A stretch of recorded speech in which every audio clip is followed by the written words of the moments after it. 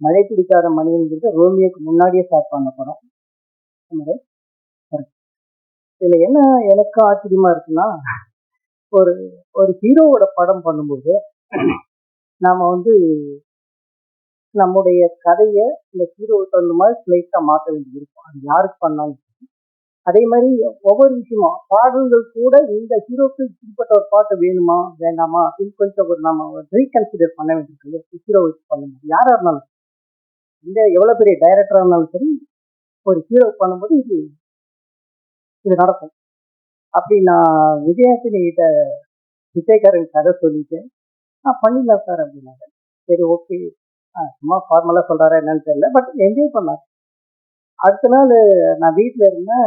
Sir வந்து இருந்துச்சு, வந்தாரு, பேசினாரு. சார் கொஞ்சம் தனியாக வாங்கன்னு சொல்லிட்டு செக் கையில் கொடுத்தாரு. அப்புறம் பேசிட்டு காசு வீட்டில் காசு சாப்பிட்டு கிளம்புனேன்.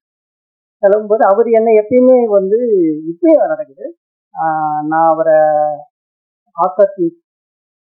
ஆஃபீஸ்ல பார்த்ததுங்கிறது ஒரு மியூசிக் டைரக்டரா அவர் டிரான்ஸ்லேட் வந்தப்ப இருந்து நான் பார்த்ததுல இருந்து இப்ப என்ன பண்ணாருன்னா, அவர் வீட்டுக்கு போகும்போது என்னை வெளியே வந்து கார் வரைக்கும் வழி அனுப்பிட்டு தான் போறாரு இப்படி. ஸோ அது மாதிரி நானும் இவர் என்னுடைய வீட்டை விட்டு வெளியே வந்து கார் வரைக்கும் வந்தேன்.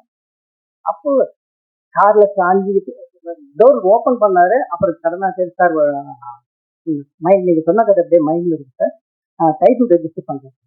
நேற்று தான் கதை சொன்னேன், இன்னைக்கு டைட்டில் ரெஜிஸ்டர் பண்ணிட்டாரு.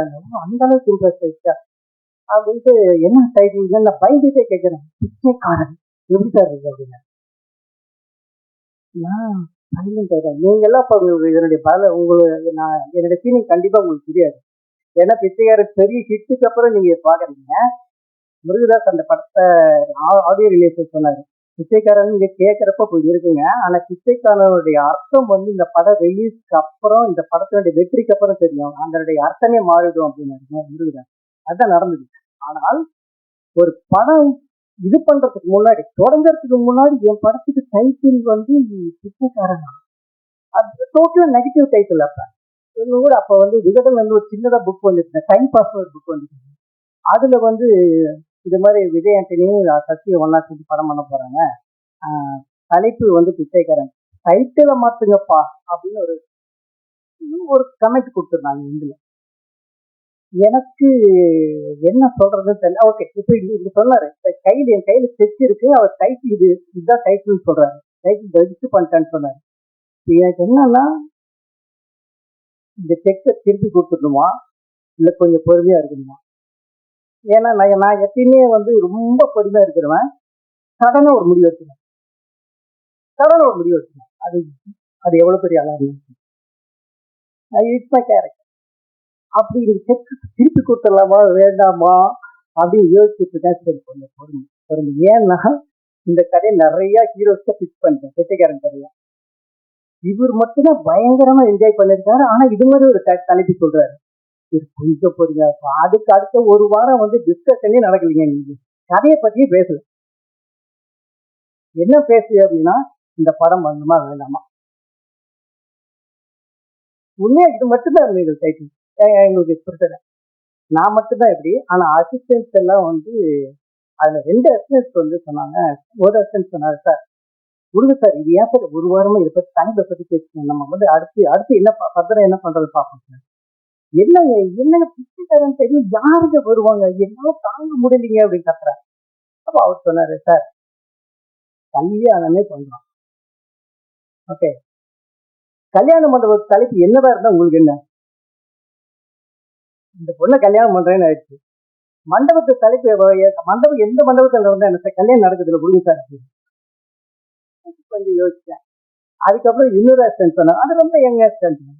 அவன் என்ன சொன்னான் அப்படின்னா, சார் இப்ப இந்த விகடன்ல இருந்து வந்து விகடன்ல கமெண்ட் பாஸ் பண்ணிட்டாங்க அப்படிங்கிறதுல இருந்து உங்களுக்கு இருக்கிற ஆர்வம் இருக்கு.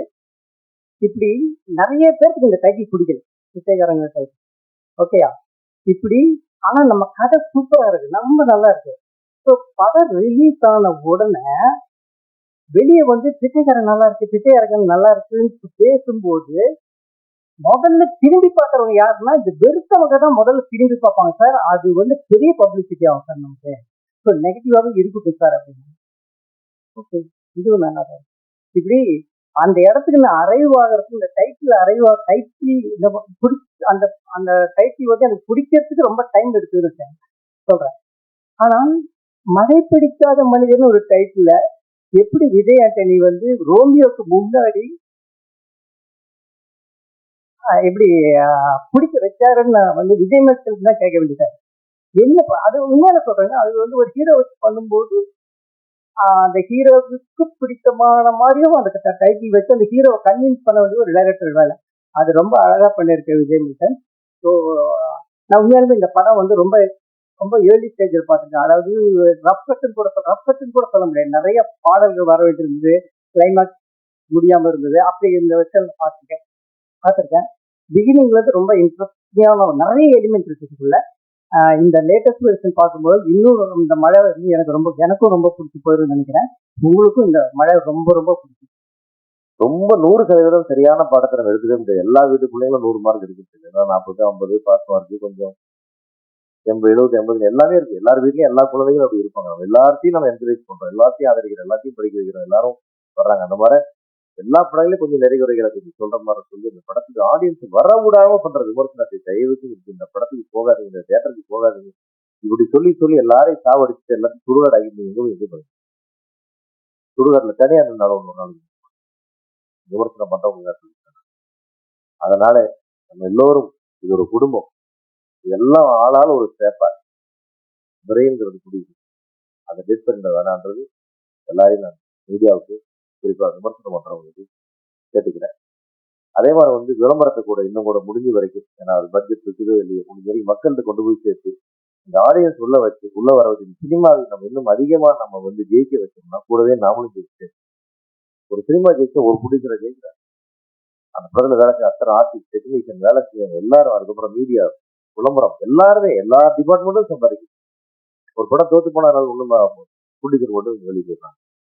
இது என்னுடைய வேண்டுகோளா, இது ஒரு விமர்சனமா எடுத்துக்காம இது ஒரு வேண்டுகோளா எடுத்துட்டு மீடியா நண்பர்கள் ஒத்துழைக்கணுன்றது என்னுடைய முதல் வேண்டுகோள்.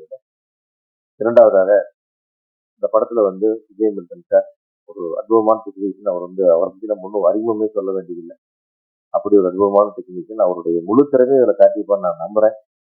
ஏன்னா இதுல வந்து விஜய் மில்டன் வந்து ஜெயிக்கணும், அவருடைய திறமைகளை வெளிப்படணும், அவருடைய திறமை டைரக்டரா தான் இனிமேல் அவர் வந்து அவருடைய ப்ரூவ் பண்ணணும். அவருடைய வெற்றிக்கு என்னுடைய வாழ்த்துக்கள். இந்த படத்துல எல்லா டெக்னீஷியன்ஸ் நிறைய வேலை பார்த்துங்க, எல்லாருடைய வாழ்த்துக்கள். இதுதான் வந்து விஜயாண்டி சாருக்கு வந்து நான் அவர் வந்து மழை பிடிக்காத மனிதன் இல்லை, அது வந்து ஒரு தலைக்கணம் பிடிக்காத மனிதன், முதல்ல கர்வம் பிடிக்காத மனிதன், பேராசை பிடிக்காத மனிதன், எல்லாம் நல்ல மனிதன். ஆனாலும் அவருக்கு இன்னும் அவருடைய உழைப்புக்கேற்ற, அவருடைய மனசுக்கேற்ற வெற்றிகள் இன்னும் அவர் வந்து ரீச் பண்ணாம இருக்கிறது மிகப்பெரிய வருத்தமா இருக்கு. இந்த படத்துல அது தீரணும் அப்படின்னு சொல்லி கடவுளை வேண்டிக்கிறேன். மொத்த மீடியாவே வேண்டிக்கிறேன், உங்களையே கடவுள்மா நான் வேண்டிக்கிறேன். இது நீங்க எல்லாரும் சப்போர்ட் பண்ணோம். ஏன்னா அந்த மாதிரி டெடிக்கேட்டடா வேலை செய்யற ஒரு ஹீரோ, ரொம்ப ரீசனபிளா எல்லாத்துலயும் நடந்துக்கிற ஒரு ஹீரோ, 24 மணி நேரம் வேலை செய்ய தயாராகிற ஹீரோ, ஒரு ஷூட்டிங் ஸ்பாட்ல இருந்து அப்படியே கிளம்பி ஓடி வந்து ஸ்டேஜில் நிற்கிற ஹீரோ, என்ன கொடுத்தாலும் அதை வாங்கிட்டு திருப்தியா வேலை செய்யற ஹீரோ, ஷூட்டிங் ஸ்பாட்ல எந்த தொந்தரவும் பண்ணாத ஒரு ஹீரோ. இது எத்தனை படத்துல எத்தனை இடத்துல எந்த இண்டஸ்ட்ரி எவ்வளவு பேர் இருக்காங்க பாரு, விரல் விட்டு எண்ணிடலாம். அப்படி ஒருத்தருக்கு நிறைய வெற்றிகள் வரணும், அவர் நிறைய ஜெயிக்கணும், அவருடைய வலியும் வேதனையும் குறையணும் எல்லா விஷயமும். அதை வந்து அவர் ஒன்றும் பேராசை பிடிச்ச போனவரோ லக்ஸரி லைஃப் வாழ்றவரோ கிடையாது. ரொம்ப மிக மிக எளிமையான வாழ்க்கக்கூடிய ஒரு சாதாரண ஒரு மிடில் கிளாஸ் மேன் அவர். அவருக்கு என்ன இருந்தாலும் இல்லாட்டி இன்னும் 1000 கோடி சம்பாதிச்சாலும் அப்படியே தான் அவரோட லைஃப் ஸ்டைல் இருக்கோ, அது வந்து அவர் எதுவுமே மாற்ற. அப்படிப்பட்ட ஒரு மனிதர் ஜெயிக்கணுன்றது என்னுடைய தனிப்பட்ட என்னுடைய சாதனை. அது வந்து ஒரு வகையில் இண்டஸ்ட்ரிக்கும் நல்லது, இன்னைக்கு தமிழ் சினிமாவுக்கும் நல்லது. இது வந்து இவங்க சொல்லணும்னு நினைச்சேன் நான். அந்த வகையில் இந்த படம் வந்து ஒரு வெற்றி படமா அமையணும், முக்கியமா வசூல் ரீதியா நல்ல படமா அமையணும். இதுவும் கூட பார்த்தீங்கன்னா எல்லா இடத்துலையும் ரொம்ப ரிஸ்க் எடுத்துதான் இந்த படம் முழுக்க முழுக்க தயாரிப்பாளர்களுடைய 100% ரிஸ்க் தான் இந்த படம் இருக்கு. இந்த படத்தினுடைய வெற்றி தோல்வி முழுமையாக அவங்களாக பாரு.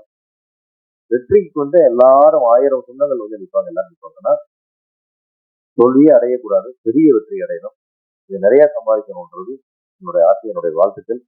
அதுக்கு முக்கியமா நான் வந்து இந்த திருப்பி சொல்றேன், மீடியாவுக்கு கோஆபரேட் பண்ணுங்க. இது வந்து ஒரு ஈகோவா எடுத்து நீங்க என்ன சொல்றது, நான் என்ன கேட்கறது, நீ எப்படி விமர்சனம் பண்றவங்க கேட்கலாம், அப்படிதான் தயவு செஞ்சு பேசாம நான் வந்து இது வரைக்கும் வன்மையா கண்டிக்க நான் விமர்சகர்கள் வரைக்கும் எல்லாத்துக்கும் நான் சொல்லிடுறேன். அதையெல்லாம் மறந்துட்டு இந்த சினிமாவை காப்பாற்றலாம், கொஞ்சம் எல்லாரையும் காப்பாற்றலாம், சினிமா நல்லா ஓட்டும், தமிழ் சினிமாவை தேட்டர் ஆடியன்ஸ் வர வைங்க. ஆடியன்ஸ் தேட்டருக்கு வர வரதான் நம்ம எல்லாரும் பிழைக்க முடியும். வராத தேட்டர் பக்கம் வராது, இந்த படத்துக்கு வராது அப்படின்லாம் சொல்லாத நிறுத்திட்டு நல்ல தரமான விமர்சனங்களை தருமாறு உங்களை எல்லாம் பணிவன்போடு மன்றாடி கேட்டுக்கொண்டு இந்த இறைவனை வேண்டி வாழ்த்துகிறேன்.